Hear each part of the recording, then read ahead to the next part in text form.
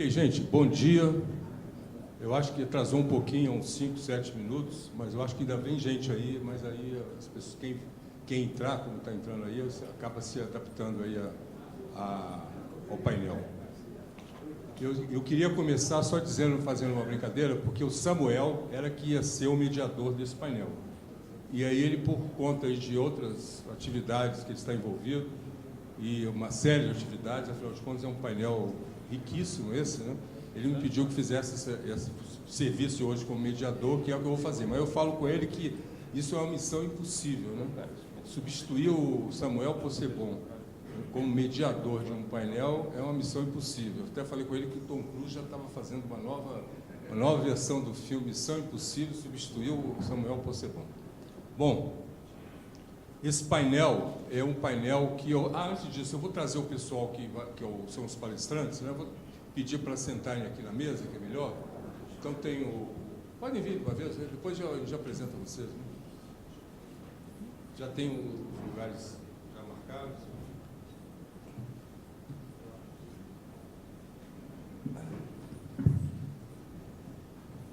Bom, antes de dar início às palestras, umas rápidas palavras, né? Eu tenho também aqui uns avisos que o Samuel pediu que passasse a todos antes do início da sessão.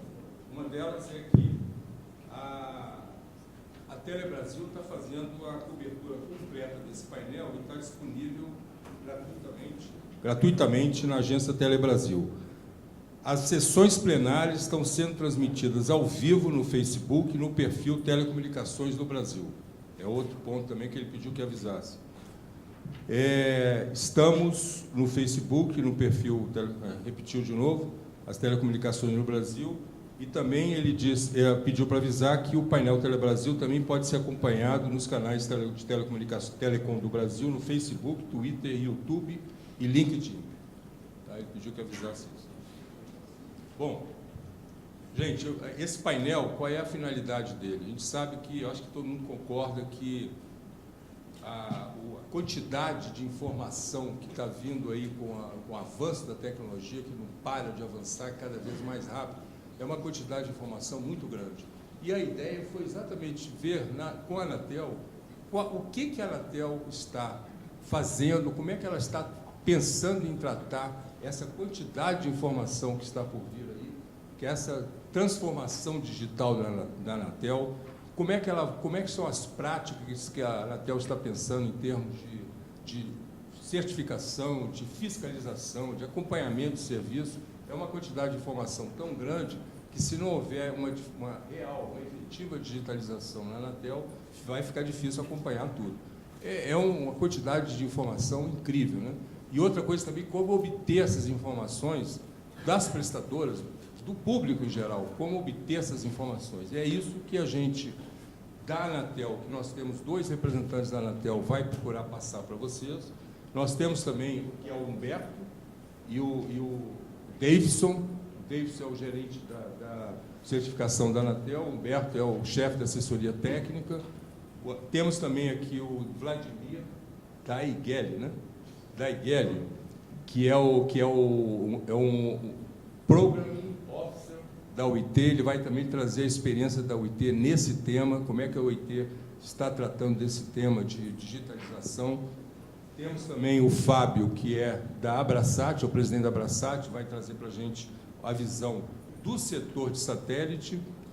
E, finalmente, o Jorge Correia, da Oi, também trazendo um pouco da experiência da operadora. Então, dito isso, gente, eu acho que nós temos 5 palestrantes. Eu pedi 12 minutos aproximadamente para cada palestra. Se tiver que passar um pouquinho, a gente passa, mas é bom não passar muito para dar tempo, no final, de a gente ter algumas questões ou ter uma sessão mais interativa. Então, Humberto, eu preferiria, né, a ideia era começar a apresentação com você, e a palavra fica com você. Você vai falar? Não? Tá. Obrigado.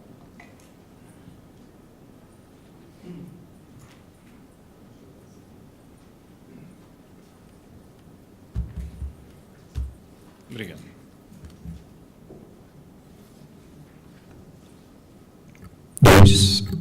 Opa. Boa tarde a todos. uma imensa satisfação para a Anatel participar hoje desse painel, em especial. É um tema mais do que atual, em especial no serviço público. Recentemente foi lançada uma estratégia digital para o governo e todos os órgãos têm que se atentar para tal estratégia, uma vez que o governo passa por uma série de restrições. E, sem olhar para a digitalização, e não só a digitalização, como o LO colocou, mas também para a mudança de cultura interna desses órgãos, a quebra dos tradicionais processos que a maioria dos órgãos públicos desempenham, será impossível acompanhar a dinamicidade do setor. Vejo aqui na plateia um antigo chefe meu, Carlos Borges, uma das lendas da Anatel em conhecimento.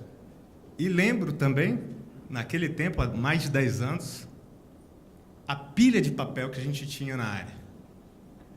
A quantidade de processos era enorme. Você se perdia no meio disso tudo. Você não tinha como acompanhar efetivamente sanções, questões administrativas, fiscais, nos PAFs, ou sejam obrigações de acompanhamento de controle, da Oi, por exemplo. Efetivamente, você se perdia no volume de informação, naquela época, há mais de 10 anos atrás. Imagine hoje. Então, inicialmente colocando uma estrutura que, ao meu ver, é a base de toda a transformação digital. Sem conectividade, não teremos transformação digital. E quem é o órgão responsável por fomentar e ampliar essa conectividade? A Anatel. Só que, além disso, existem outros temas correlatos que eu acho que um vídeo pode ilustrar muito melhor.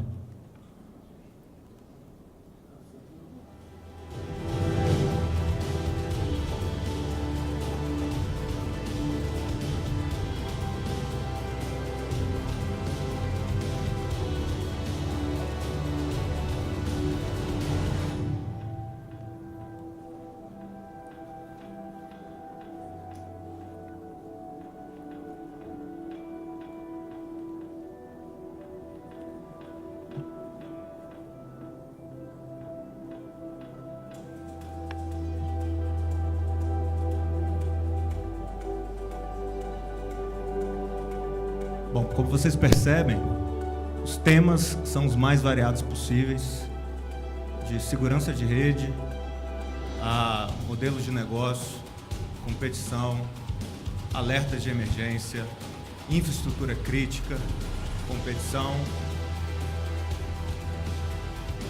convergência dos regulamentos do serviço, objetivando a simplificação regulatória e o mais fácil entendimento do setor,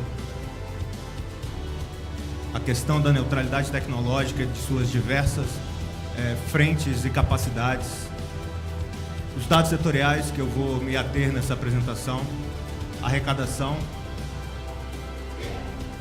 e todos podem acompanhar a nossa agenda regulatória e a sua completa efetividade, os desenrolares de todas as suas ações no site. Bom, dito isto, mostra um panorama em dados do que a agência fez em 2018. Foram mais de 89% de completude de sua agenda regulatória. Atendemos mais de 4,9 milhões de consumidores, e isso só foi possível com a efetiva transformação digital, em se utilizando diversos meios, aplicativos, site, atendimento telefônico, que ainda recebe um volume grande, mas estamos nos esforçando para que esse atendimento migre para os canais digitais. Foram realizadas mais de 5.867 ações de fiscalização, instaurados mais de 2.230 processos sancionatórios, expedimos mais de 14.000 novas outorgas e homologamos mais de 8.000 novos produtos. Bom, e como a transformação digital entra nesse processo? Primeiro, a gente tem que entender o que é a transformação digital de fato. Não existe um conceito plano sobre a transformação digital, mas sabemos certamente que ela envolve tecnologia, pessoas e processos. E o lado pessoas, na nossa opinião, consiste em um dos principais gargalos desse processo. A transformação digital já está na vida da gente, está nos nossos bolsos, e foi permitida e muito acentuada pelo desenvolvimento da conectividade, principalmente móvel. Quantos de vocês aqui têm algum aplicativo de governo instalado no celular? Por favor, levante a mão. Quantos de vocês têm um aplicativo da Anatel instalado no seu celular? Ok. Quantos de vocês já teve que ir a um guichê, a uma porta, e encontrou a seguinte dificuldade: não levou todos os documentos que precisava para efetivar algum tipo de serviço ou prestação de serviço do governo? Por favor. É o corriqueiro. Se a gente transporta essa porta, transporta esse guichê para o bolso do usuário ou para o computador do usuário, é importante? É importante. Mas a gente também tem que transformar o processo. A gente precisa pedir isso tudo de informação do usuário para prestar um serviço. Precisamos exigir uma série de informações desnecessárias, muitas vezes, desse usuário. Bom, nessa esteira, o MCTIC, em parceria com diversos órgãos, lança a Estratégia Brasileira para a Transformação Digital, contendo mais de 100 ações e eixos habilitadores. Dentre eles, cidadania digital, a ampliação dos acessos e uso de TICs, pesquisa e desenvolvimento e inovações, confiança no ambiente digital, e eu acho que esse ponto tem que ser reforçado, principalmente no que tange a cibersegurança e proteção de dados. Eu acho que vários eventos e várias palestras vão comentar sobre esse assunto aqui no evento do painel. Educação e capacitação e o elo pessoas fortemente aqui encontrados, e a dimensão internacional, uma vez que as fronteiras ultrapassam as questões geográficas e hoje o mundo está completamente interconectado. E o que a Anatel está fazendo? Bom, essa foi uma pergunta que eu me fiz ao receber o convite para vir para cá. E tive que sentar com diversas pessoas dentro da agência para conversar sobre diversos projetos que tangenciam a transformação digital na agência. Bom, um dos projetos, que é a SGI, representada aqui pelo nosso superintendente Rafael, encabeça, com apoio de outras áreas da agência, é um projeto de Data e Analytics. E, para mim, é o alicerce de toda a transformação digital da Anatel. Uma vez que não adianta aplicar palavras sexys ou tecnologias diversas, Analytics, Big Data, sobre uma massa de dados morta, inconsistente. Eu vou cuspir resultado completamente inconsistente e que vai me gerar mais problema. Cito: edital 5G, áreas sem cobertura. De que adianta eu pegar uma base, que muitas vezes tem inconsistências, e cuspir um resultado que possa gerar inconsistências numa obrigação específica? Então, a gente tem que sanear nossos problemas internamente para, assim, prosseguir na transformação digital.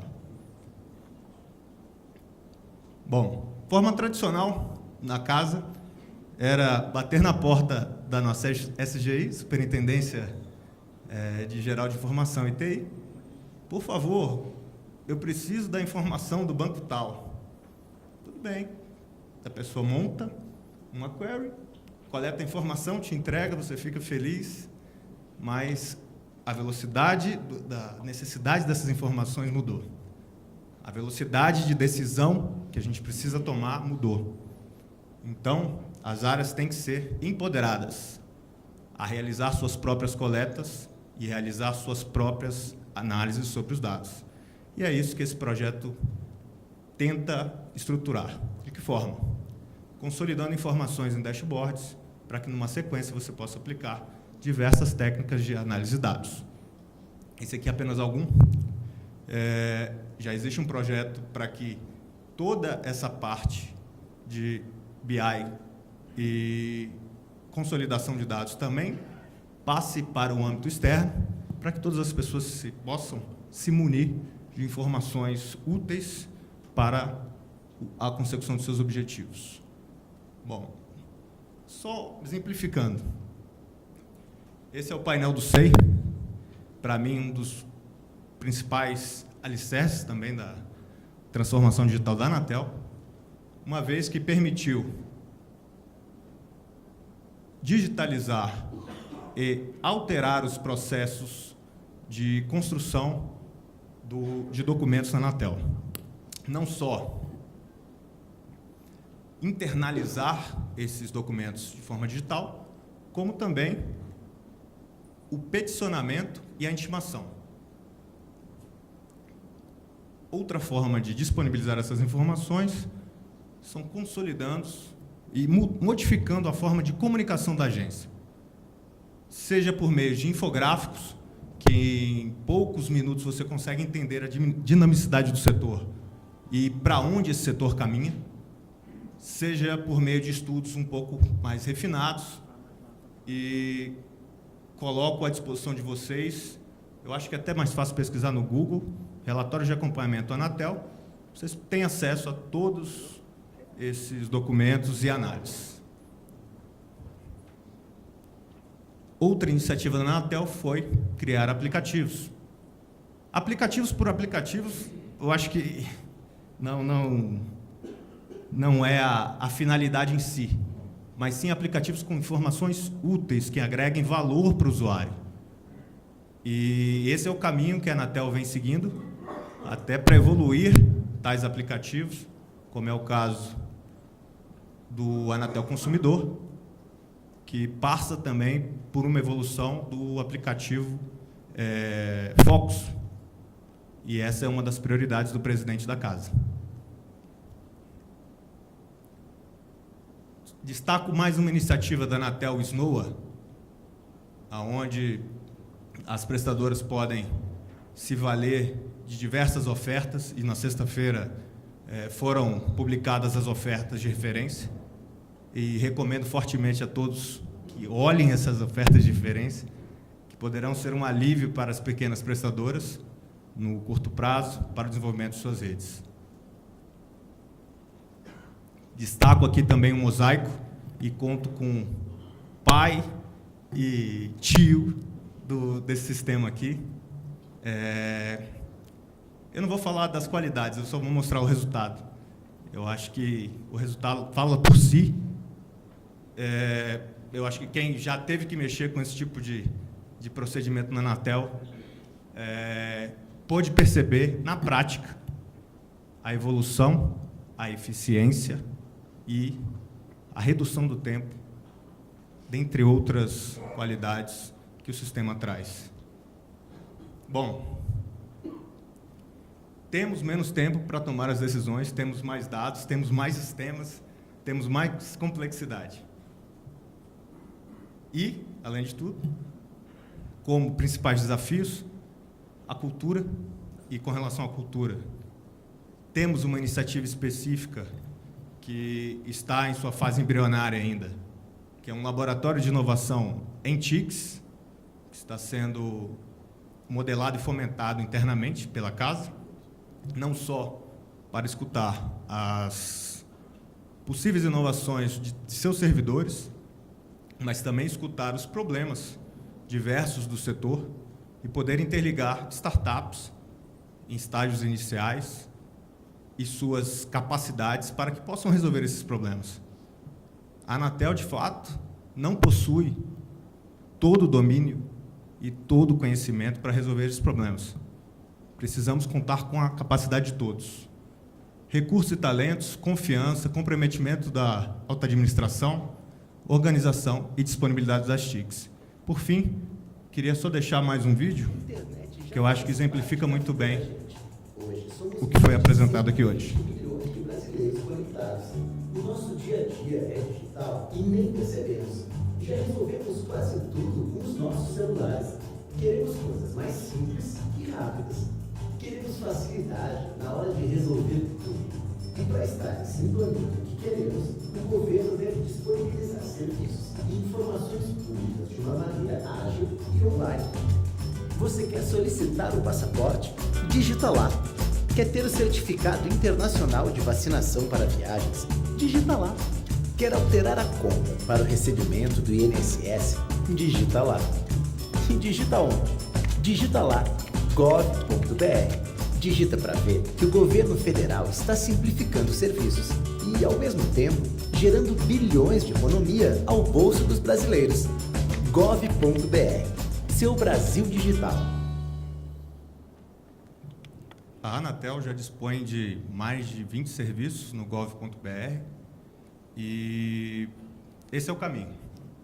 Se a gente quiser reduzir a desigualdade social, a gente tem que transformar o país numa nação mais digital. Obrigado.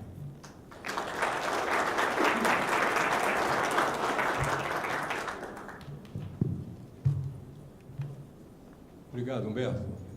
Vou chamar agora, então, o Davidson, também da Anatel, o gerente de certificação da Anatel, vai fazer a apresentação dele. Pode. Bom, boa tarde a todos. Logo depois desse almoço, com a sobremesa muito boa, né? Principalmente de chocolate. Bom, a ideia aqui é nós conversamos um pouco, né, sobre a revisão da Resolução 242, né, dentro desse contexto de transformação digital.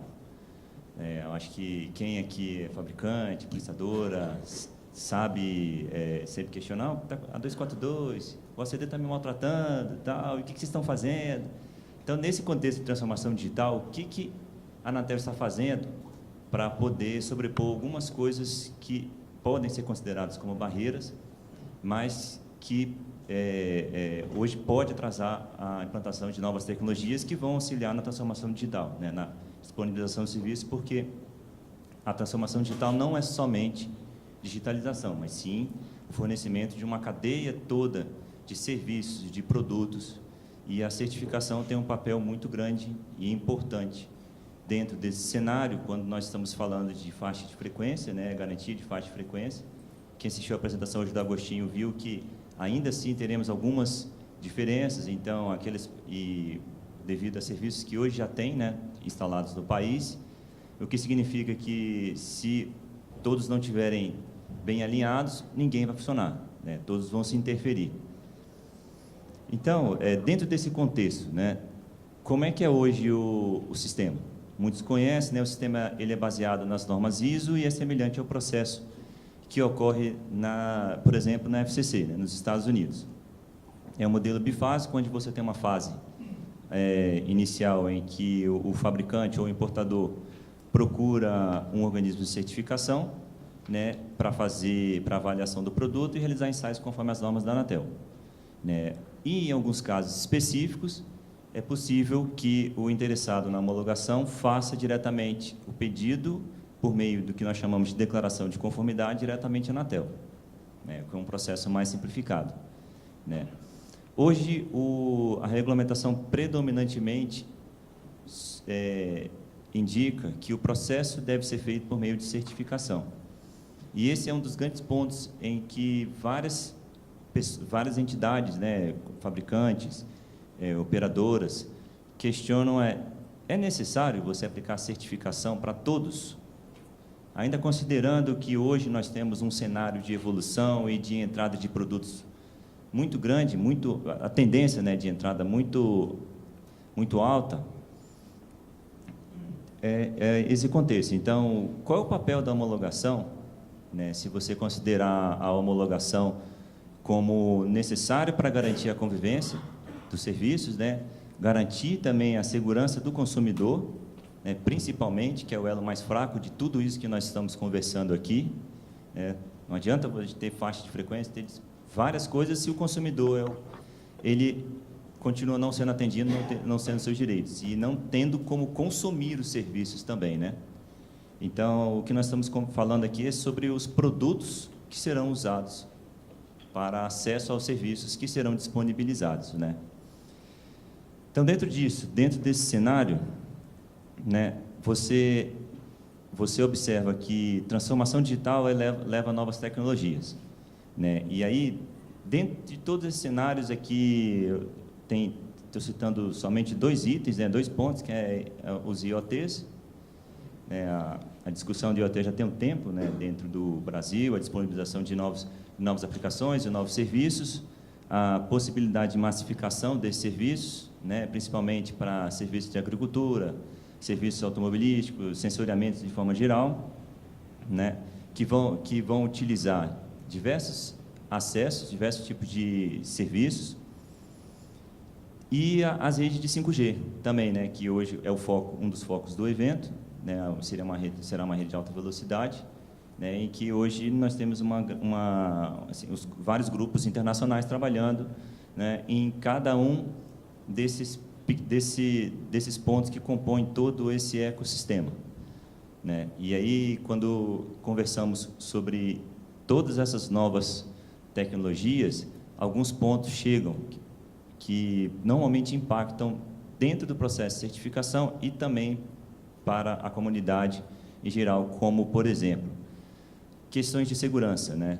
Com a disponibilização em massa dos dispositivos, como você garante segurança, né? E dentro de um processo de avaliação da conformidade, como isso pode ser observado sem que trave o mercado, sem que você não segure a entrada daquele produto, mas, ao mesmo tempo, garanta que o consumidor, ou mesmo as redes brasileiras, não sofram um ataque massivo por exemplo, um ataque de DDoS ou qualquer outro tipo de ataque, né? E, dentro disso, também, como você vai garantir o comércio? Como é que você garante o comércio? E também garante uma equação equilibrada, né, dentro dos fabricantes que estão aqui no Brasil, considerando as nossas características, né, e também com os fabricantes que estão lá fora, né? Todo esse cenário, como eu já falei, ele vai demandar uma grande quantidade de produtos. E a porta de entrada desses produtos de telecomunicações é o processo de avaliação da conformidade da Anatel, né? Dentro desse contexto, o que nós começamos a trabalhar, né? Esse processo é uma discussão que iniciou na Anatel há muitos anos atrás, né? E esse processo de alteração da regulamentação que está vigente desde o ano de 2000, e com o complemento da Resolução 323 em 2002, é uma discussão muito grande, porque você tem vários pesos que você tem que olhar. Por um lado, você tem uma parte que exige muito mais segurança, muito mais testes, muito mais exigência daquele produto, e outra parte em que você tem outros interesses, né? Não, precisa entrar mais rápido, tem que massificar o produto, tem que jogar no mercado. E aí, com isso na cabeça, a Anatel começou a discutir, né, em 2008, mais ou menos, 2009, a mudança do modelo.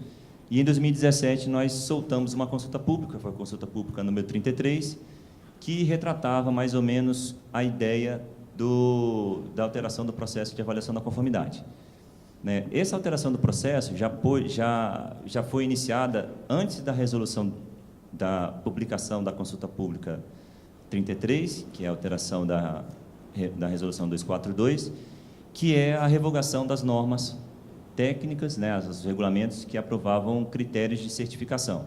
Então, o primeiro passo para você poder agilizar a implantação de tecnologias e permitir a transformação digital foi dado em 2017 também, com a revogação de todas as normas técnicas e publicação por meio de requisitos. O que significa isso? Significa que, quando uma nova tecnologia chegar, a Anatel é capaz de estabelecer os requisitos de certificação em um prazo muito mais curto do que era mais ou menos 1 ano e meio a 2 anos para a publicação de um regulamento, né? E todos nós sabemos que tecnologia não pode esperar isso tudo para poder entrar. Além disso, o processo de requisitos técnicos também tem um outro fator que ajuda muito também, é que não é um processo burocrático. E ele permite também muita discussão com os atores envolvidos. Eu acho que quem está mais no meio consegue ver, tem visto que nós temos soltado muitas consultas públicas, né, várias consultas públicas para poder discutir requisitos. Recentemente nós tivemos as duas últimas, que foi uma proposta de revogação da avaliação da conformidade de antenas, e uma outra que, inclusive, entrou no ar foi a proposta de requisitos para os sistemas AAS, que vão ser importantes para os novos serviços, né? E aí, dentro desse processo também tem a questão do IoT, radiação restrita, que nós já fizemos 5 consultas públicas para poder abarcar novas tecnologias que estão chegando, né? Então, o que observa-se por esse procedimento é que nós conseguimos responder muito mais rápido as demandas de novas tecnologias. Mas isso não é tudo, porque a Resolução 242 tem outras coisas que ainda merecem atenção, que é o caso do próprio processo de avaliação da conformidade. O processo de avaliação da conformidade, hoje, sendo majoritariamente certificação, ele acaba obrigando um processo um pouco mais lento, mais burocrático. E o que nós estudamos, e até aproveitando o nosso contato agora com vários órgãos do país e os contatos com entidades outras entidades certificadoras fora do processo de telecomunicações, é que você pode, para determinados produtos, a certificação é adequada quando você precisa ter uma confiabilidade maior. Mas alguns produtos que são determinados a público especializado, é possível que você faça um procedimento mais simplificado. Então, isso é uma coisa que nós estamos estudando, estamos prevendo na resolução, na proposta da nova resolução, que é a implementação de modelos de avaliação da conformidade, dependendo da finalidade do produto. O que isso vai indicar, né, que produtos que são mais especializados para core de rede, eles poderão entrar bem mais rápido no mercado, bastando um processo mais simples. Já para o usuário, que é a cadeia, que é o elo mais fraco, a gente poderia manter o processo de certificação, né? E aí, dentro desses pontos também, com relação à questão de quantidade de OCDs, né? Muitas pessoas questionam que existem poucos OCDs. Hoje nós temos 14, e o grande limitador para a entrada de OCDs no mercado é a exigência de que o OCD tenha que ser uma entidade sem fins lucrativos. E nós estamos revisando isso em 242 também. Dentro desse ponto, com o aumento do número de OCDs, vão ter maiores prestadores de serviços e que poderá atender, na realidade, esses produtos que ficarão com o processo de certificação. E também tem um ponto aqui que interessa mais aos consumidores, mais direto também aos fabricantes, que é a possibilidade do pós-venda, né? Quando você tem um processo de pós-venda implementado, é possível que você facilite a entrada, a certificação inicial daquele produto e avalie pós-mercado, para aqueles produtos que não oferecem um risco muito alto ao usuário. Então, é uma possibilidade de você permitir a entrada mais rápida. Dentro desse conjunto de normas, de alterações, o que nós esperamos é que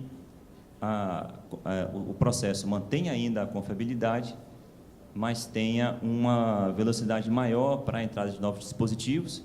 Com um processo mais simplificado, a Anatel, com o mesmo número de servidores, consegue responder a um aumento da demanda, né? Como o Humberto disse, né, os servidores é mais difícil, ainda mais a iniciativa no serviço público, por causa dos concursos. E nós esperamos também, com esse processo de requisitos técnicos, que a gente consiga implementar cada vez mais rápido novas tecnologias e os novos desafios que estão por vir aí. Bom, é isso que eu tinha para falar. Agradeço a oportunidade de poder passar o recado para vocês.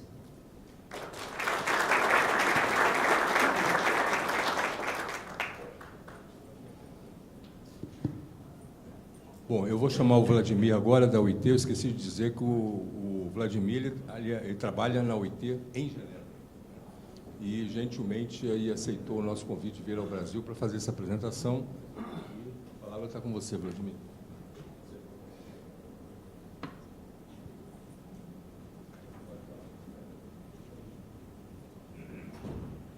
Obrigado, Alió. Boa tarde a todos. Obrigado pelo convite da Abraçat, Alió, Luiz, por esse convite para estar aqui com vocês. Realmente estou num fuso horário diferente, 5 horas para frente, então, se vocês me virem piscando aqui, se vocês pescarem também eu vou entender. Okay? Eu vou focar minha apresentação na parte do produto, transformação digital e o contexto do produto. Muito do que a parte do que o Humberto falou e do Davidson também, até agradeço que já deram uma pincelada nos tópicos.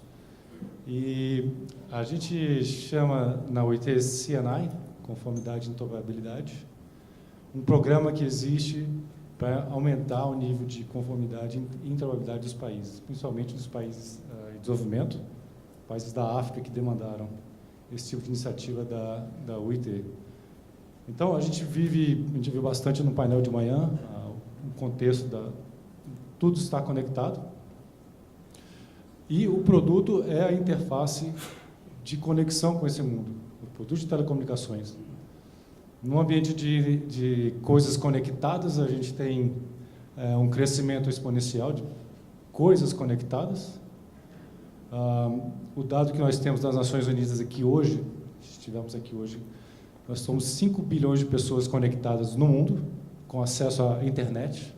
Então, um dos trabalhos da União Internacional de Telecomunicações é favorecer que isso representa metade da população mundial, ok? Então, é um dado que se usa bastante nos trabalhos desenvolvidos, né? Até nos Objetivos de Desenvolvimento Sustentáveis, conectar o resto da população mundial, os 5 bilhões de pessoas que não têm nenhum acesso à internet. Então, e coisas hoje, existem alguns números, mas até 2029, um número que eu tenho na cabeça são de 20, isso varia dependendo de quem produz a pesquisa, mas 29 bilhões de coisas conectadas. E como vimos hoje da Claro, da evolução de como isso acontece, do 3G, 10 anos para ser implementado. 4G foram 5 anos, e a expectativa para o 5G são 3 anos. Isso traz muitas oportunidades e, ao mesmo tempo, um grande potencial de interferência, um potencial física mesmo, né? Um potencial de... A gente trabalha muito também na UIT com o gap, com a lacuna digital. Os países em desenvolvimento que não atingem, não conseguem acompanhar o processo evolutivo. A gente até ouviu hoje também o caso da Europa, para o 5G, como eles estão tentando se lançar, comparado com o que foi a experiência do 4G em termos globais. Então, são muitas coisas, inclusive no ambiente de satélite. Esse é um site interessante, que eu convido vocês a acessar, o Stuff in Space. E a gente ouve cada dia mais que lançamentos de picosatélites para promover banda larga.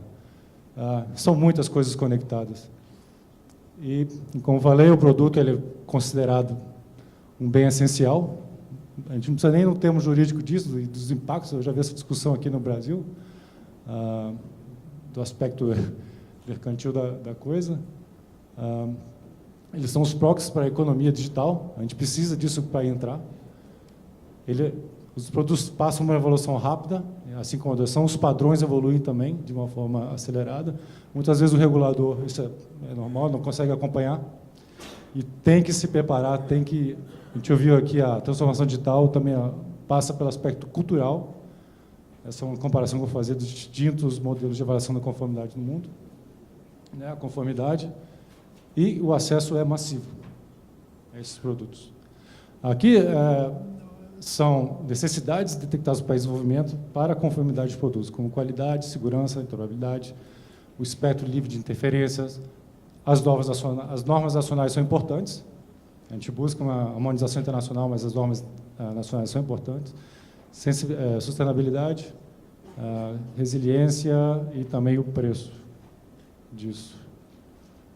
Então, nisso a UIT lançou, a UIT que cuida de vários temas, como definição de espectro, tem grupos que discutem competição e aspectos de mercado, tarifa, proteção, segurança. Também foi criado uma parte específica para conformidade de produtos. Ok? E o que é a conformidade e interoperabilidade? E por que ela é importante para a economia digital? A gente viu recentemente aqui também com a palestra do Davidson. Proteger e conectar os usuários e as redes TICs. Aumentar a capacidade de teste e desenvolvimento de produtos. Isso está ligado com outro aspecto que eu vou falar, que a gente fala de startups e que desenvolvem, eventualmente, produtos. Eles vão também sofrer com esse cenário atual de regulação. E aumenta a confiança. A questão da conformidade é a confiança. Se você aumenta a confiança no produto em quem está disponibilizando os equipamentos, então, no mundo perfeito, você não precisaria nem mesmo de uma gerência de certificação. Mas esse não é o caso. Mas é por isso que temos que trabalhar com... Desculpa. Acho que muita gente gostou, mas outros não. Mas esse é um cenário imaginário, né? Impossível de ser realizado. Então, a gente vê que todos os países do mundo, com algumas raras exceções que a gente detectou, fazem isso, mas fazem de diversas formas. E, com tudo digital, a gente fala de blockchain para diversas coisas, né? Por que não? A gente fala de falta de mão de obra. Eu fui a países em que eles têm uma pessoa tratando do processo de certificação. Esse país é a Mongólia. Eles fazem fronteira com a China, então vocês podem imaginar a quantidade de produtos que entram pela borda terrestre. Então, como fazer? A Conferência de Desenvolvimento de Telecomunicações, é uma conferência da OIT, para o setor de desenvolvimento, detectou isso como a importância da conformidade, aumentar oportunidades de mercado, competição, confiança, a gente fala de novo de confiança, em encorajar a integração global e o comércio. Ou seja, isso não deve estar limitado apenas a uma discussão local, mas sim a um acordo regional ou internacional. Produtos são internacionais. E, na UIT, então, a gente tem o programa de conformidade que provê capacidade e assistência aos países. Então, no país aqui, na região Américas, não sei se você sabe, mas a UIT tem um escritório regional localizado aqui em Brasília, que cuida de todo o continente americano. E a gente teve sorte de encontrar parceiros aqui, como o CPQD, para prover treinamento em laboratórios. E aqui estão uns exemplos.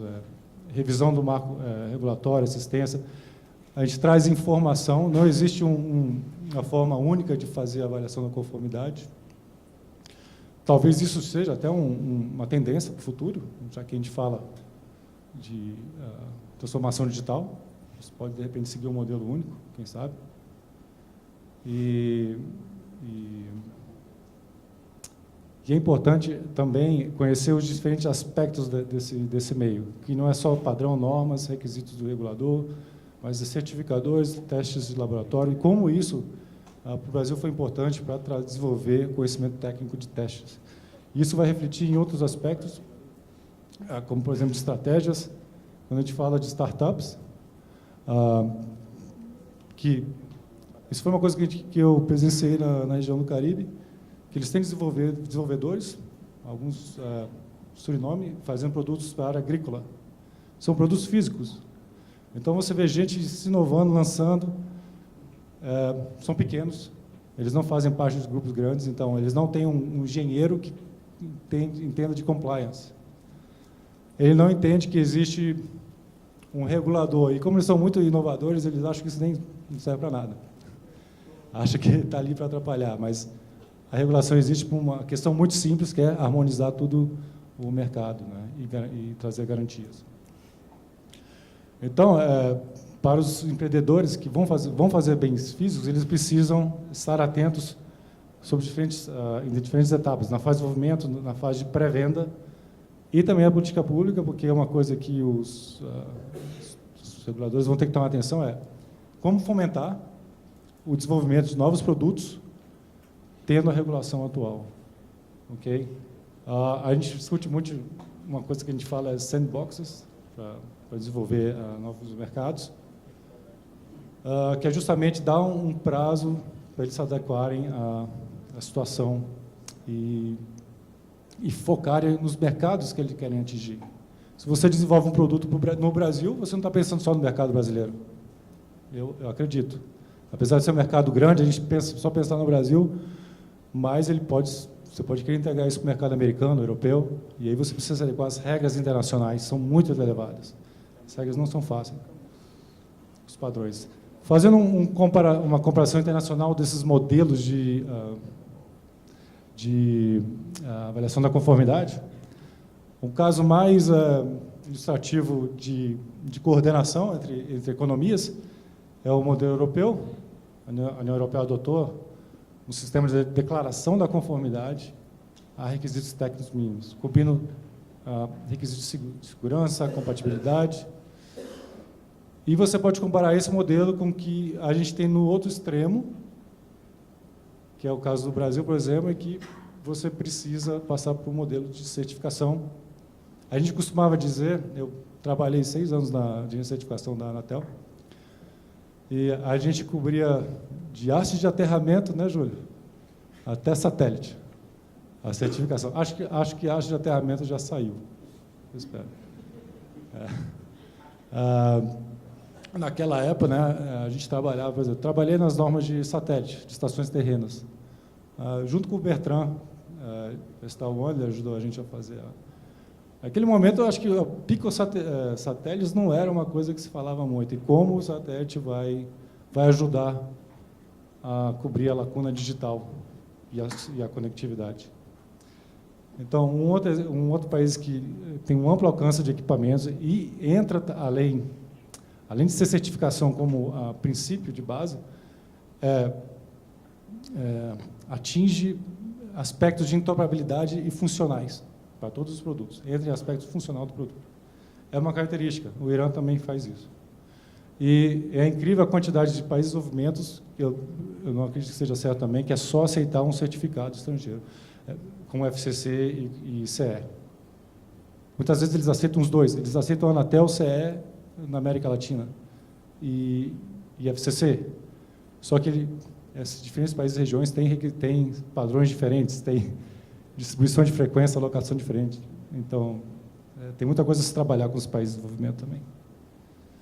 Então, saindo da Anatel, fui trabalhar com a UIT justamente nesse programa de conformidade, e tive a oportunidade de trabalhar com países da África e Américas. Eu trouxe aqui alguns dados que refletem a região África e Centro-América. Então, a gente tem um questionário com 56 perguntas que cobrem os regimes, os requisitos técnicos, vigilância de mercado, que é um ponto muito importante, algo que favorece a flexibilização da cobrança prévia, e isso gera atrasos e todos os problemas que causam. Laboratórios e, muito importante, são os contatos, a gente que realmente trabalha com esse tema. Viu, Luiz? A gente tem contatos de muitas pessoas das gerências de certificações desses países. Então, aqui tem alguns dados. Por exemplo, países que existem na lei um requisito de certificação. Então, 35 em Américas. Aqui tem um que a gente identificou, que é a Guatemala, que não tem nada na lei. Então, eu nem imagino como é que... Quer dizer, você pode simplesmente desembarcar o seu produto passando pela aduana e está pronto. Mas uma outra constatação interessante é que, isso de muitos fabricantes aqui, é melhor você ter um modelo bem definido, bem claro, com confiança, como a gente tem aqui no Brasil, do que simplesmente uma regra frouxa, que muda conforme o vento. E na África também existem 20, segundo nossa pesquisa. Aqui são o uso de proxies, que são a utilização de certificados estrangeiros, também é uma quantidade elevada. E aqui o verdadeiro inferno para o fabricante, que é o selo que tem que se portar no equipamento. Então, se você é um desenvolvedor de produtos, tem que pensar em algum lugar para esconder ou colocar as diferentes marcas de certificação. É outra coisa também que atrapalha a transformação digital nesse sentido, né? Então, algumas considerações finais, para engajar o debate, e a certificação está aí, a avaliação da conformidade, para conectar, preparar para o futuro, né, as redes, porque a rede tem que ser a prova de futuro também, e proteger os usuários. Mas como fazer isso? Aqui estão algumas considerações, né? O Davidson falou da revisão do modelo atual. O modelo atual vai destacar que ele é de 2000, né? O modelo atual é do ano 2000. E se a gente considerar o tempo da Anatel para minutar a norma de 2 anos, a gente pode dizer que, na época do AMPS, a gente estava pensando no modelo, ou do 2G, no modelo da Anatel. Isso realmente é importante ter essa reflexão. É muito legal ver que a Anatel está se debruçando sobre o tema. Processos digitais, a gente falou, não só um sistema digital é interessante, mas sim como você usa para integrar esse novo cenário de transformação digital. É importante a coordenação com os órgãos, a gente vê que a Anatel também faz isso. O Brasil tem um mercado dinâmico, verificando essa realidade com os outros países da América, por exemplo, a América Central, eles não têm condição de estabelecer um modelo como aqui. Porque simplesmente isso vai afugentar os diferentes fabricantes. Eles vão submeter a ensaios, a equipamentos para o mercado pequeno. Então, eu convido aqui a todos vocês a participarem de fóruns, como a gente tem uma questão na UTD. E colaboração regional e subregional é importante. A gente tem, no contexto de Américas, o MRA da Citel, que é um framework. Ele apresenta um modelo para se ter parcerias bilaterais ou bilaterais, mas é só um modelo. Então, é importante realmente ter avanços nesse tipo de colaboração. E aqui está informações sobre o trabalho específico de conformidade da UIT, que é o programa. A gente tem esse grupo de estudo e a gente tem um workshop que vai acontecer em outubro. E eu convido vocês a participar também dessa oportunidade, discutindo e agregando sobre essa temática da transformação digital e o produto nesse contexto. Muito obrigado.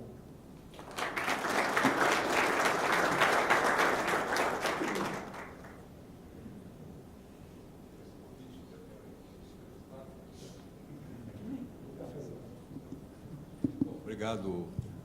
Eu vou agora chamar a Abrasat. A Abrasat ela tem umas características interessantes do setor de satélite, que, principalmente para equipamentos em gateways e centros de controle, os equipamentos são praticamente todos importados. Traz alguma dificuldade, não, Fábio? Vamos ver aí a apresentação dele agora. Obrigado. Eu vou seguir aqui o Vladimir, tentar ficar em pé aqui também. Manter todo mundo acordado, possível, né? Bom, primeiro agradecer, né, até os panelistas aqui. Esse painel tem o apoio da Abrasat. Quem não conhece, a Abrasat é a Associação Brasileira das Empresas de Telecomunicações por Satélite.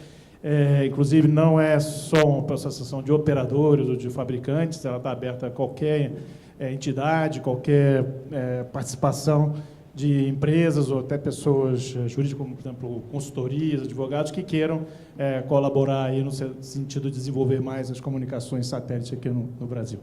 Deixa eu chegar para cá para fugir da...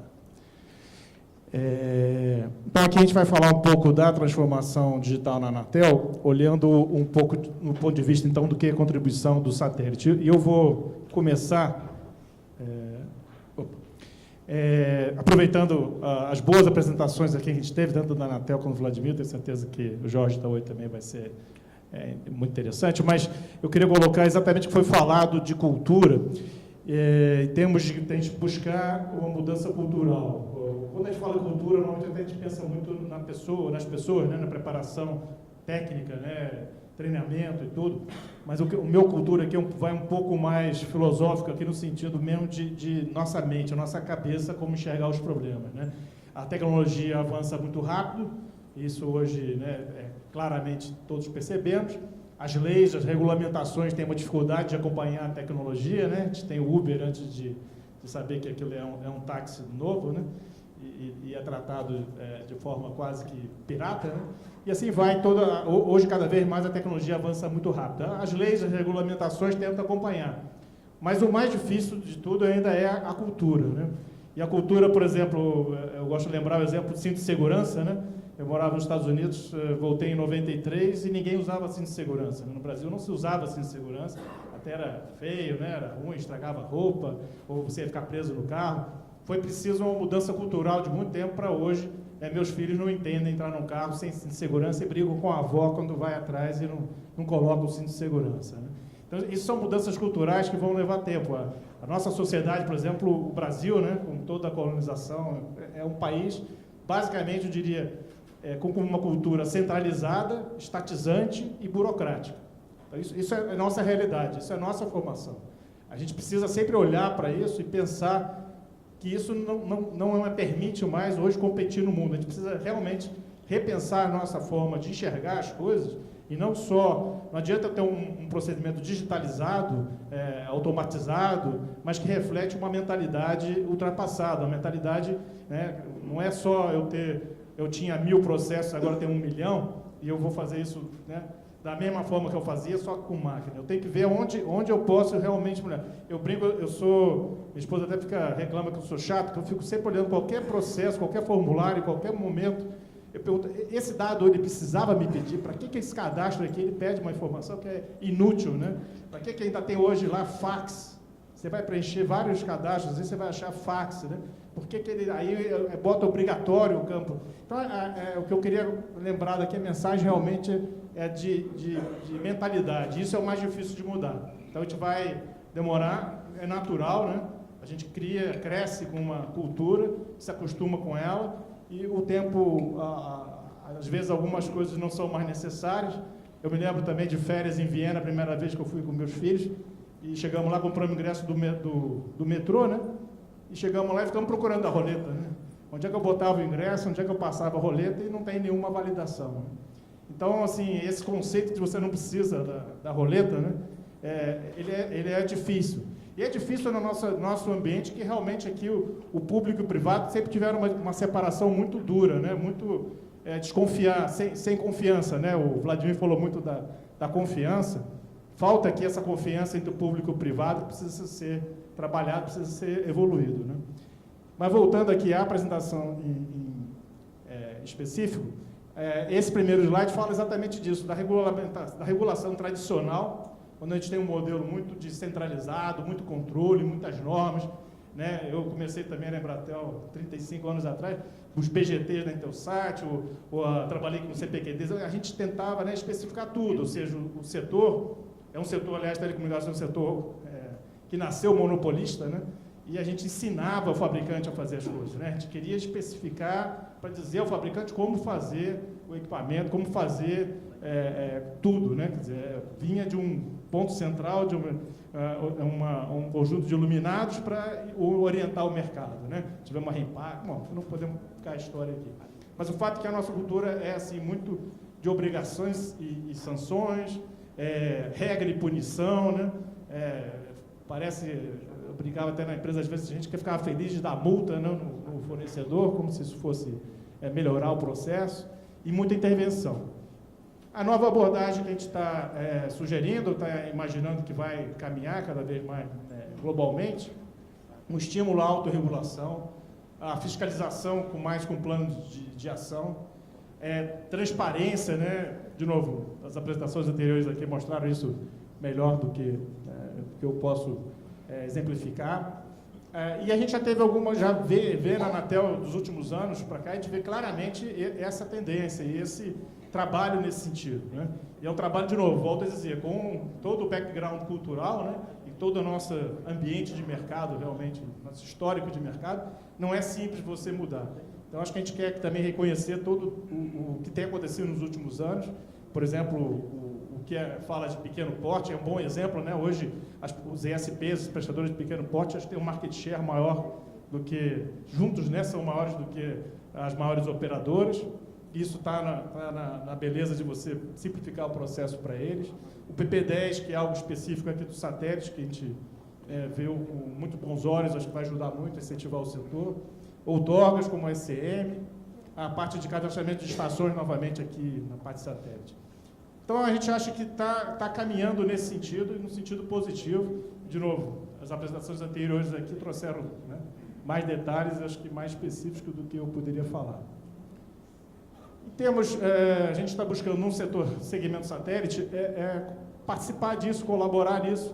E por que talvez o setor satélite seja um setor interessante para adotar alguma dessas ideias, dessas novidades, né, de visão, de mindset do modelo de certificação, ou de em geral. É um mercado ainda, se você comparar com os outros mercados pequenos, tem satélite tradicionalmente entre 5%, no máximo 10% do setor de telecomunicações, então não é algo massivo como outras indústrias. Praticamente, em termos, se você for olhar de serviço para o usuário final, é como uma PPP, né? Quer dizer, você fala em satélite, você tem 100 mil assinantes, é um grande sucesso, né? Estados Unidos, os grandes operadores têm 1 milhão de assinantes, isso é fantástico, nada se compara, então, com o volume dos grandes operadores. A evolução tecnológica está levando os satélites, os operadores de satélites, os prestadores de serviços a participar mais ativamente no serviço final.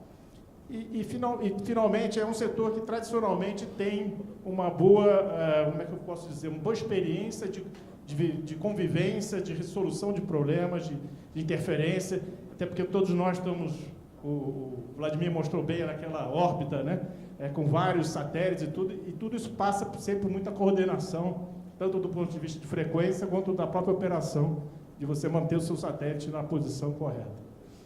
Então, é um candidato natural à implantação de novas iniciativas da Anatel, e por isso que a gente está aqui como Abrasat, apoiando e incentivando isso. E como eu já falei, quer dizer, como dentro do contexto do painel, né, o que a gente está pensando é atuar exatamente nesse modelo de certificação e homologação de produtos, onde a gente tem, né, hoje, o caso do satélite, o Otávio comentou direto, é uma indústria pequena, ela não justifica muito a produção, né, local de equipamentos, como outras indústrias do setor. E às vezes você tem um fabricante no mundo para um determinado equipamento, né, um coreano, um esloveno, um chinês, e não tem sentido no Brasil se desenvolver, por exemplo, um laboratório para testar, sei lá, antenas de avião flat ou algum outro tipo de equipamento que são muito específicos para o segmento satélite. E aí você poderia, novamente, né, no modelo de algum tipo de reciprocidade ou compartilhamento, aproveitar a certificação internacional que é feita, né, para aquele fabricante. Isso vai reduzir a barreira de entrada,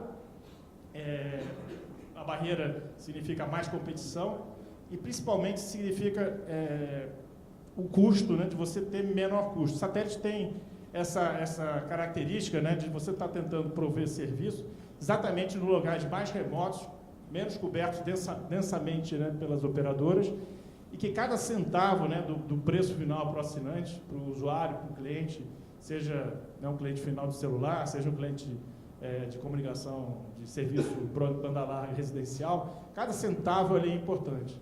Então é muito paradoxal, né, que você vai num local interior no Amazonas, você vai ter, né, mais Fistel, mais ICMS, ainda vai ter mais custos de importação e mais custos, de novo, lembrar que o custo de certificação ele é diluído pelo número de unidades vendidas no final das contas, né, no business plan, e isso pode afetar todo. Por exemplo, o satélite tem vida útil de 15 anos. Se eu ficar, né, demorando 2, 3 anos para certificar uma plataforma, eu vou perder um terço, um quarto da vida útil do meu sistema e vai encarecer toda a implementação. Então, quer dizer, novamente, algum modelo de autorregulação, onde a Anatel mantém a sua competência de intervir, de atuar sempre que houver algum desvio e que o processo não estiver sendo eficiente e garantindo tudo aquilo que a gente já falou em termos de convivência, de garantia para o usuário final, que, né, no final das contas é o que interessa, né? Assim, minha visão é sempre aquela que só vai ser possível popularizar e você ter a solução satélite transparente no mercado, que todo mundo possa usar onde couber, né, onde tiver interesse, se puder ir lá que nem um modem Wi-Fi que você compra lá no supermercado, instala, de preferência auto-instalado, você não precisa contratar alguém para instalar, e possa operar imediatamente. Então, todo esse custo, né, instalação, operação e, no caso, certificação, prazo para entrada em operação, afeta todo, né, o processo em geral. Então, basicamente era isso. Obrigado de novo pela oportunidade.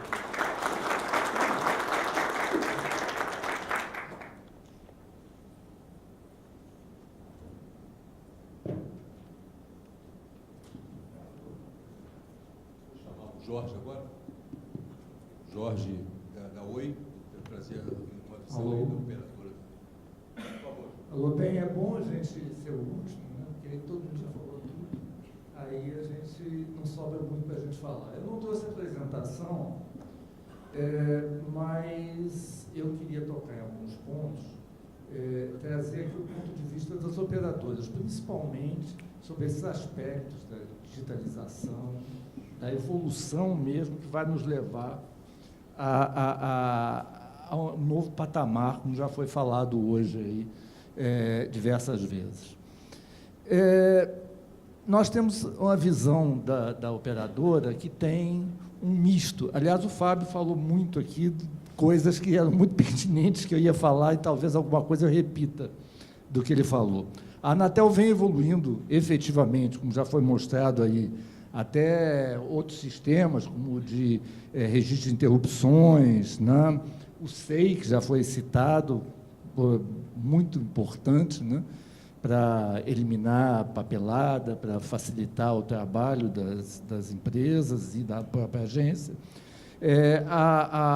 A digitalização, a automatização dos sistemas de medida de qualidade também é um ponto interessante, é uma evolução, vem sendo uma evolução, né?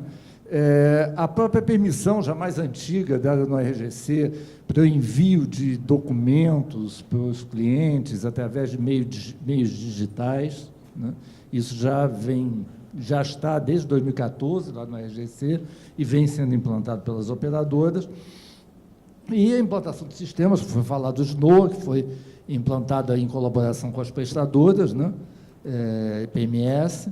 Então, eu acho que são coisas, evidências dessa evolução bastante grande da Anatel nesse setor. Mas, tem sempre um mais, né? Mas nós ainda precisamos de mais evolução. Se, por um lado, a gente está evoluindo nessas tecnologias e tal, a gente precisa também incentivar os atores do setor, principalmente as operadoras, a também agirem da mesma forma. As operadoras vêm agindo, elas vêm digitalizando seus processos, elas vêm criando uma relação mais digitalizada com seus clientes, aplicativos, né? Vêm criando aplicativos cada vez mais ricos, onde o cliente tem chances de fazer várias interações, comprar produtos, fazer reclamações, fazer upgrades, downgrades, etc., né? Vem fazendo isso, mas para estimular ainda mais isso, é necessário que a regulamentação também evolua e evolua na mesma velocidade. Não adianta nada eu ter um monte de processos digitalizados, como o Fábio falou, se eu continuo tendo 2.000 processos sancionatórios andando lá, e em vez de uma evolução na forma de tratar isso. Então, é preciso ter essa abordagem nova da regulamentação. Essa abordagem nova passa por vários pontos. Por exemplo, hoje em dia nós somos obrigados a mandar conta para o assinante em papel default. Por que a conta online não é default? Tá? Hoje em dia nós já temos um monte de cartões de crédito, né, que mandam automaticamente por e-mail, por meios digitais, as suas contas para os usuários, sem precisar de um acordo inicial. Tá? Por que não, e eles mandam usando os meios de comunicação providos pelas nossas empresas, né, pelo nosso setor. Quer dizer, enquanto os outros se digitalizam usando os nossos meios, nós ainda somos obrigados a despender um grande volume de dinheiro para fazer coisas que perderam o uso. Tá? E esse grande volume de dinheiro, é preciso lembrar, o dinheiro é finito. Né? Então, se eu estou gastando dinheiro numa coisa, num tupi da vida, né, numa coisa que já não faz mais sentido para a sociedade, né, eu estou deixando de ter este mesmo dinheiro para investir em coisas que são mais interessantes para a sociedade. Então, é preciso pensar isso e é preciso que haja uma evolução expedita da regulamentação nesses pontos. Por exemplo, atendimento presencial. Atendimento, pois hoje, como eu disse, a Oi e todas as outras operadoras estão desenvolvendo aplicativos digitais. Hoje, a maioria das pessoas prefere o digital. Vê que os bancos que mais crescem atualmente são bancos digitais. Não tem agência, não tem nenhuma agência, né?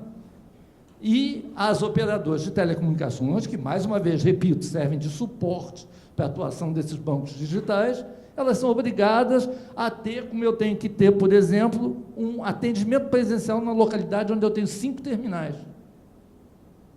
Tá? Com um custo absurdo.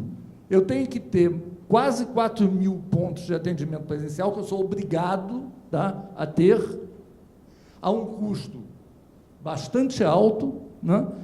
Sendo que mais de...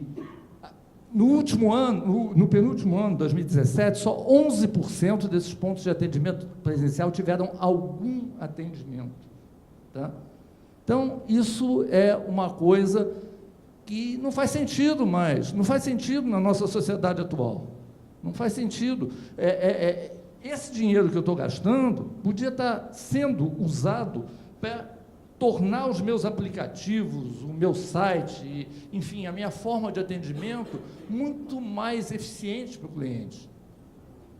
E não dá, porque não dá para eu gastar 2 dinheiros, né? Eu tenho, ou eu gasto numa coisa ou eu gasto na outra. Eu não tenho 2 dinheiros. Tá?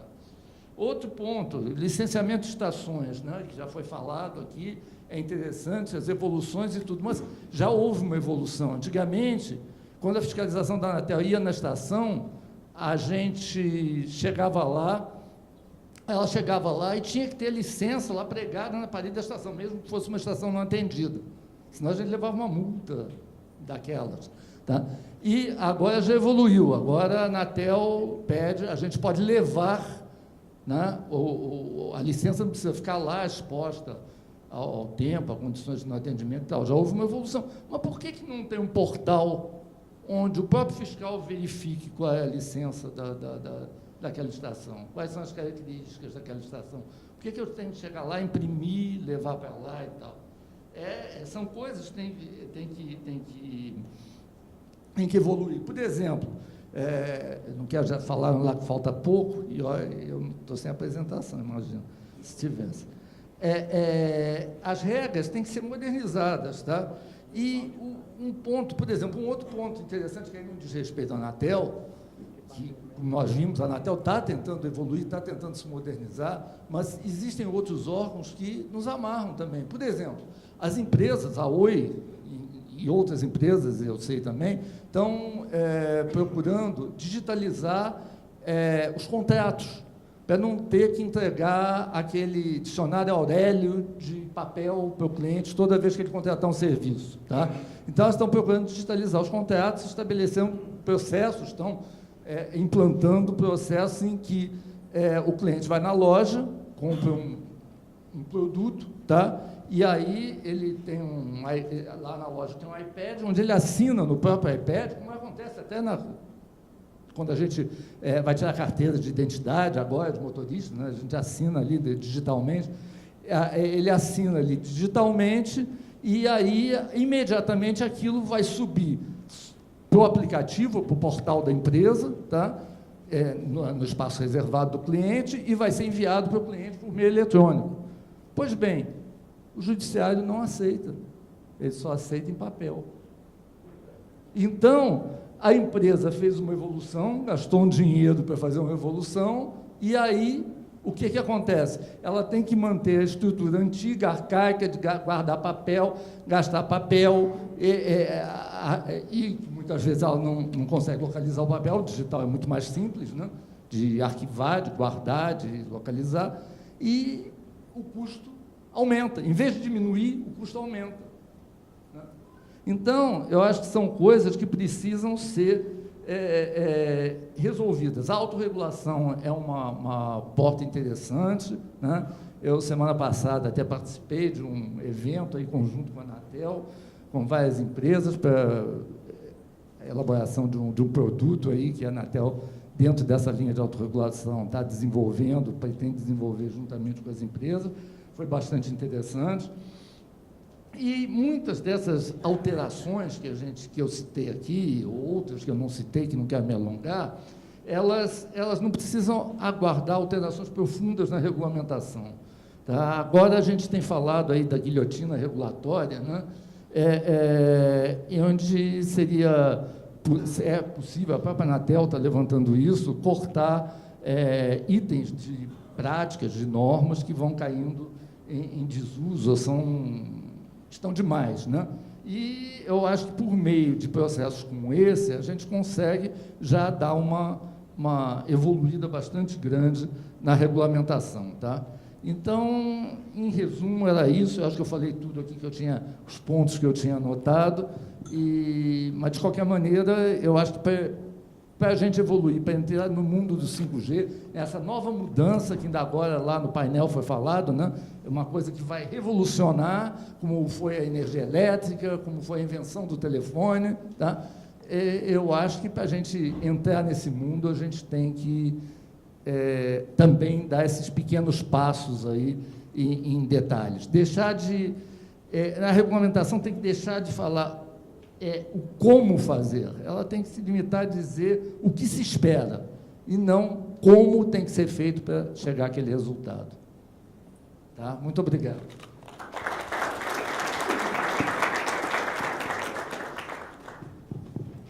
Bom, as apresentações terminaram, a gente tem, eu acho que 12 a 15 minutos de perguntas.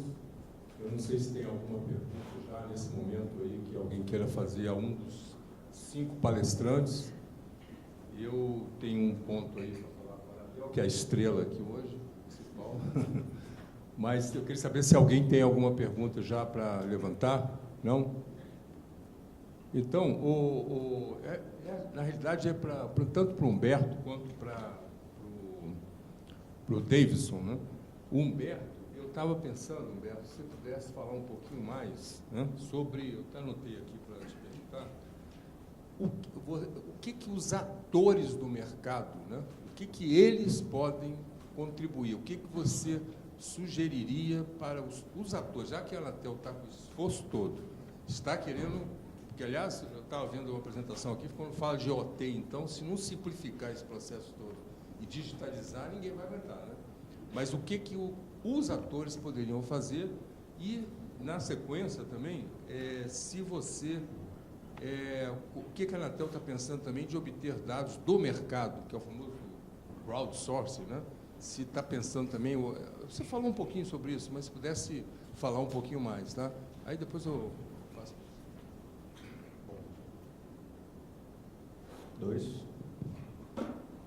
Bom, é fundamental a cooperação para que, de fato, a transformação digital aconteça. E quando a gente fala na questão de dados, mais ainda.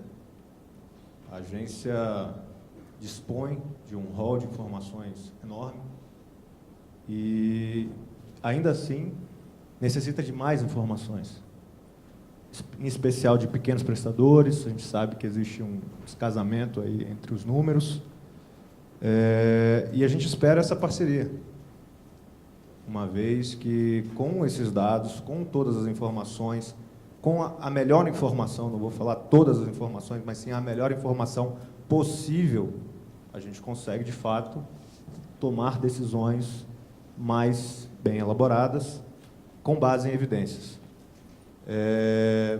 Com relação à forma de obtenção de dados, a Anatel tem um projeto em específico para a contratação de uma plataforma que proveja esses dados por meio de crowdsourcing, entre outras tecnologias, e também possui projetos internos que buscam validar os dados da casa, seja utilizando web crawler, seja utilizando robôs programados nas mais diversas linguagens de programação, Python, R, que façam essa coleta direto em determinadas bases, públicas, abertas, ou direto no site das prestadoras, para que a gente possa realmente ter confiança nos dados que a Anatel possui. A partir disso, as decisões ficam mais fáceis. Alguém tem um comentário, alguma pergunta adicional para o Humberto aí, sobre esse ponto que ele levantou? Não? E o Davidson, você falou uma coisa que eu acho que interessa até ao setor de satélite, né, que o Fábio falou aí, depois se você quiser falar, complementar alguma coisa, Fábio, que é o fato de que a maioria dos equipamentos, principalmente de grandes centros de controle ou gateways, é tudo importado. E aí você falou do sistema de pós-venda, quer dizer, no sentido de o equipamento pode entrar no país, pode ser usado, e aí tem um processo de acompanhamento pós-venda. Isso tem a ver também com acordos de reciprocidade? Será que você pode falar um pouco mais, porque isso interessa particularmente no nosso setor, e acho que, né, que tem muito equipamento aí que vem, que disponível, está sendo usado em outras partes do mundo, o fato de ter seguir aquele processo de certificação, isso traz um certo delay aí na utilização dele. Se você pudesse falar um pouquinho mais, e também sobre se isso tem a ver com acordos de reciprocidade, ou não, né? Ou como é que ele se aplica, se for o caso. Opa. Bom, com relação ao pós-venda, na verdade, pós-venda é uma ação, ela está vinculada ao processo de avaliação da conformidade como um todo, porque os acordos de reciprocidade ou reconhecimento mútuo, eles independem da implementação de um pós-venda, né? Independem. O pós-venda, na verdade, sim, o acordo de reconhecimento mútuo é um trabalho que nós já estamos fazendo, né? Dentro, como o Vladimir citou, a Citel tem um modelo de avaliação da conformidade, que é um guia, o Mercosul tem outro, a OIT também tem um guia, então, a OMC também tem um guia, e países como os Estados Unidos ou alguns países da União Europeia também possuem seus próprios formatos de criação de acordo de reconhecimento mútuo. A parte desses acordos, várias pessoas perguntam por que a Anatel nunca fez um acordo de reconhecimento mútuo.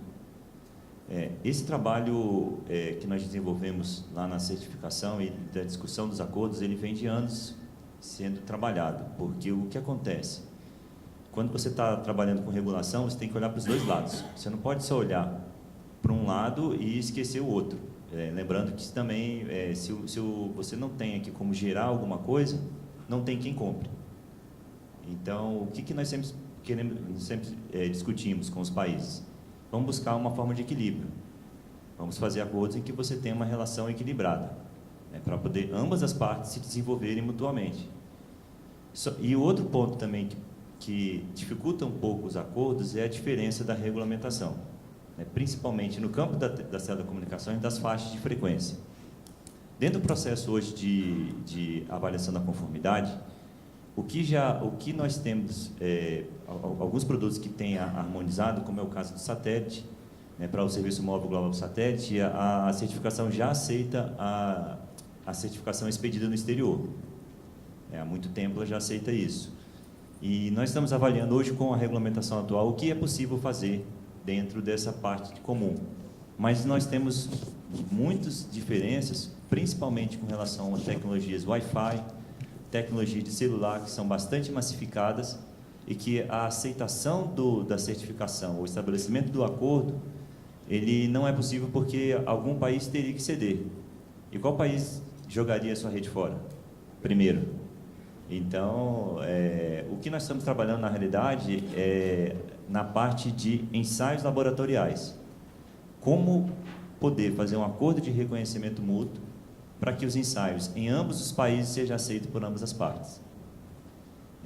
E esse ponto é um ponto que é um ponto que pode ser avançado, mas lembrando também que nós temos que proteger os laboratórios que estão fazendo pesquisa e desenvolvimento. O processo de certificação que foi criado, ele criou uma rede laboratorial que não é só para fazer ensaios.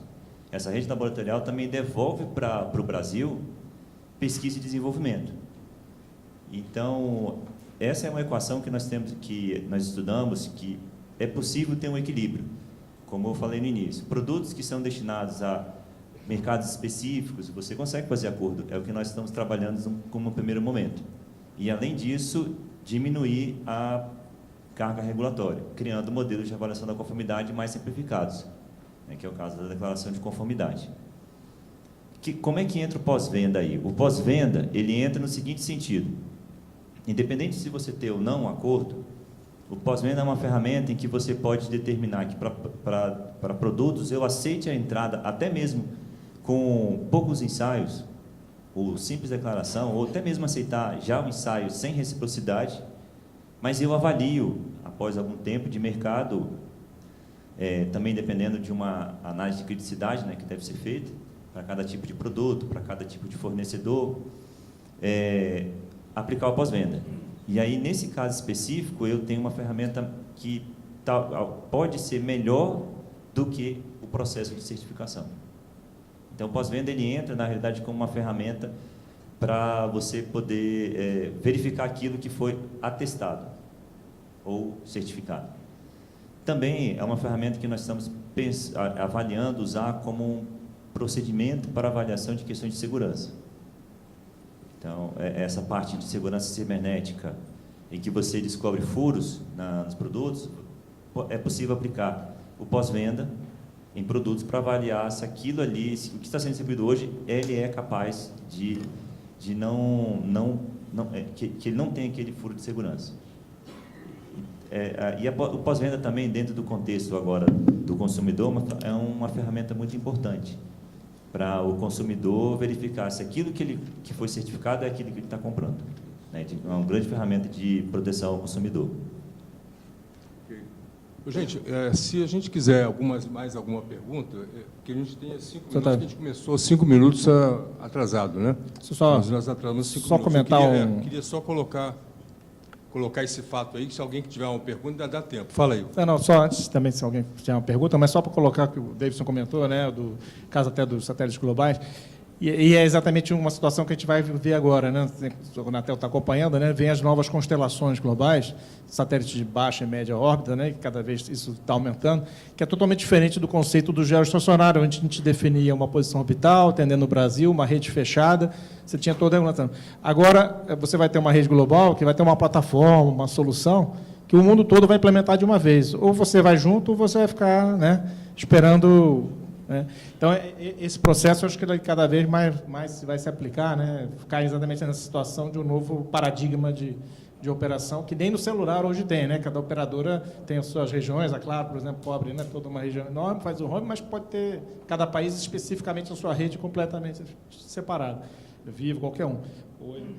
No satélite não vai existir, é uma rede só global, ponto. Né? Então, ou você está dentro ou está fora, e o processo todo de entrada vai depender da agilidade da homologação.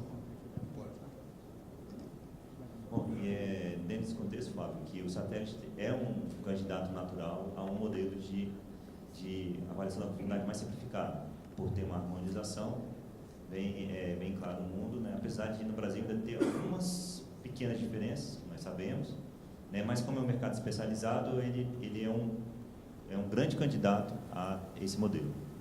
Eu queria fazer uma pergunta para o... Alguém tem alguma pergunta ainda ou não? Eu queria fazer uma pergunta só final para você, pelo menos.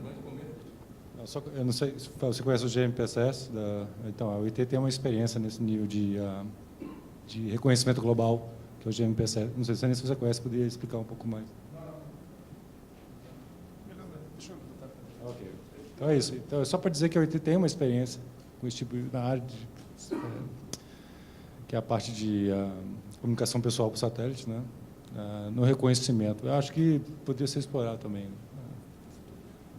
Para terminar, gente, eu pelo menos só ia perguntar, nem propriamente uma pergunta, reforçar que a UIT, nesse caso, como ele comentou aqui, que às vezes você não consegue o acordo de reciprocidade, alguém tem que ceder, a UIT tem um papel fundamental aí para tentar harmonizar isso no mundo inteiro, porque cada vez mais essa coisa toda vai explodir, vai ter, né, você vai ter equipamento no mundo inteiro, e se a UIT, o que a UIT poderia, se ela está pensando exatamente nisso, você falou alguma coisa na tua apresentação, mas pelo menos ficar isso como uma mensagem, né, para o que a UIT pode fazer a respeito.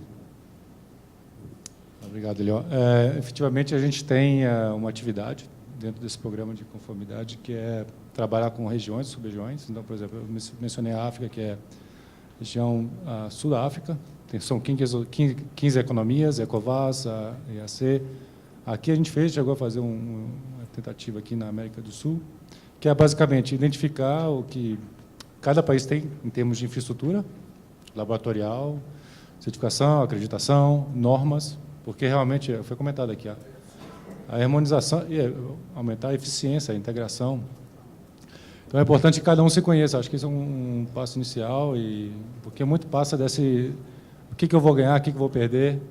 E a análise do impacto regulatório é fundamental para saber fazer uma reavaliação de que produto que você está tratando, se realmente você está perdendo mais, exigindo uma série de requisitos, ou se o risco é para a sociedade você tem um produto frágil, que pode ser danoso para o usuário, pode ser danoso para, não sei, o fato de você dar muita carga na certificação, você onerar o próprio mercado, e com custos e tempo.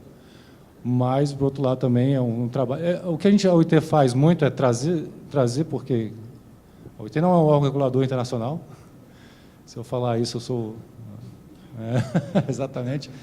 A gente trabalha com os países, principalmente no setor de desenvolvimento, com informação. O próprio MRA, eu vejo uma resistência forte, mas primeiro tem que entender o conceito, que é um benefício mútuo. Então, você tem que entender o que é mútuo primeiro e qual é o seu benefício que você está buscando. Então, a gente tenta esclarecer as questões e, claro, cada país tem a sua política. Na África, é interessante ver que o regulador, lutam para ter um laboratório. Um laboratório. Então, todo mundo quer montar um laboratório de SAR, uma câmara anecoica para fazer compatibilidade eletromagnética, tudo bem. É caro, mas o pior do que estabelecer uma infraestrutura dessa é manter. Então, tem um caso aqui na América Latina que eles fizeram um laboratório público, mas não conseguiram acreditação. Todos os requisitos que estão por trás dos custos, né? Manter é muito difícil. Então, a colaboração, acho que é o caminho.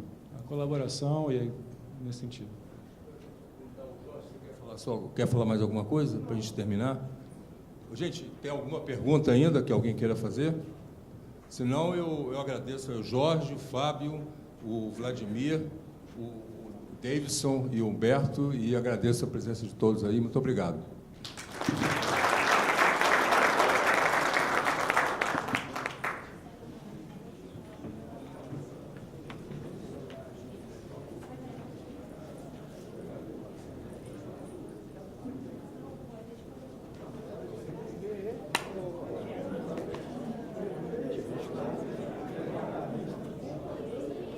Hehehe